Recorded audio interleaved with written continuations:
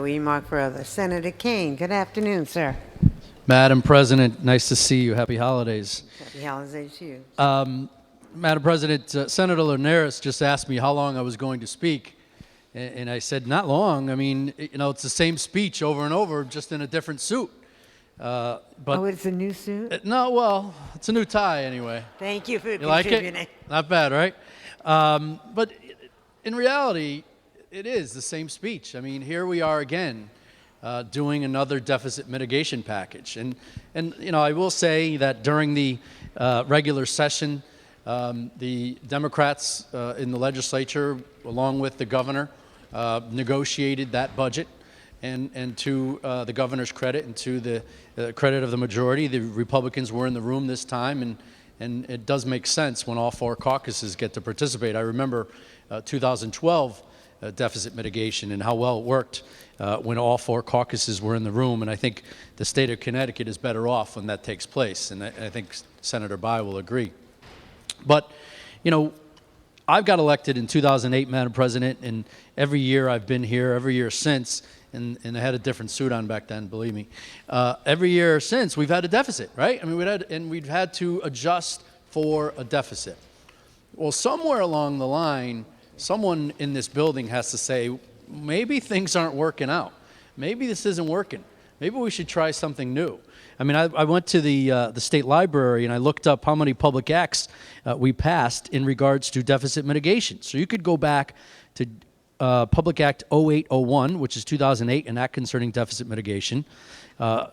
June 11, special session, Act 0801, an act making deficiency appropriations for fiscal year ending June 30, 2008.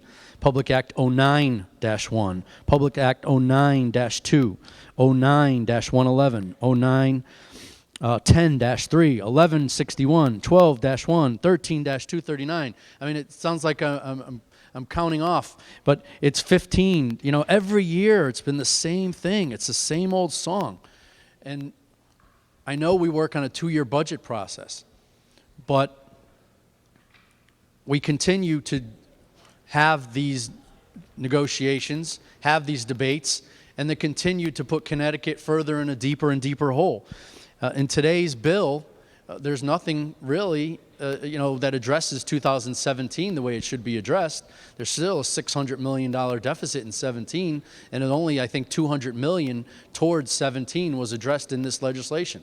There's nothing that addresses 18. There's nothing that addresses 19. And OFA, the Office of Fiscal Analysis, puts it over $1 billion in each year of the biennium.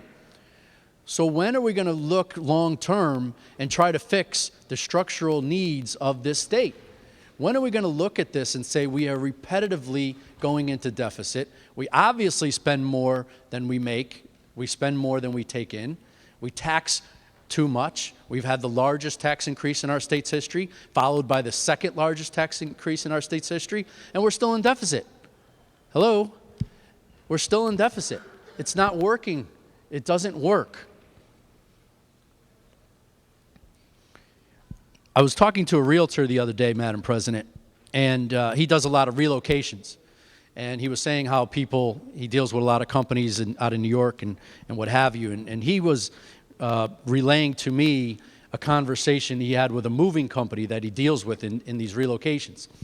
And the moving company told him that he had 50 moves out of state and 1 in state. So that's a moving company who do this every day. 50 out, 1 in. Do the math. It's not working, okay? And the one that came in was an older retired couple who wanted to be closer to their grandchildren, and that's for family reasons. But other than that, people are moving out of the state of Connecticut. Their population is decreasing. We're losing good, valuable jobs. We don't know what's going to take place with GE, and I know we looked at some of this in the bill, but I don't think it goes far enough.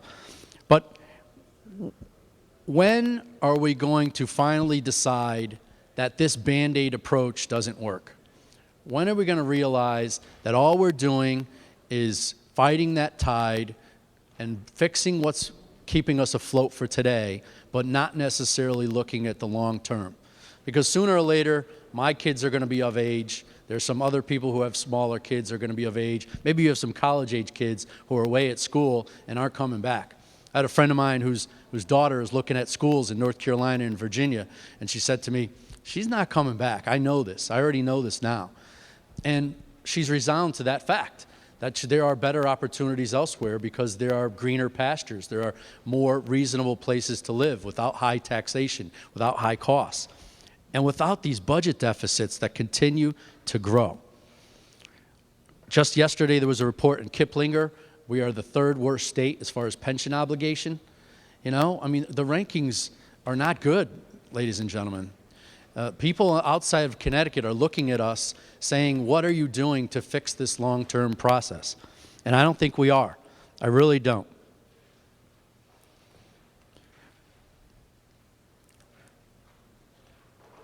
In this budget, as Senator Bai mentioned, there's $214 million in cuts. The remaining $136 million is basically sweeps from accounts. One-time gimmickry, $56 million in sweeps, $70 million in revenue from the MRSA account, and $9.8 million in some taxes. I mean, that's not the way to fix this problem, ladies and gentlemen. We're $350 million in a hole, and we're just going to say, all right, let's do that today. Tomorrow, we'll deal with next year, and we'll deal with the year after that, and we'll do this again. You know, we'll just keep having the same budget debate, same discussion, and the people of Connecticut are getting the same poor government. Thank you, Madam Chair. Thank you. You remark.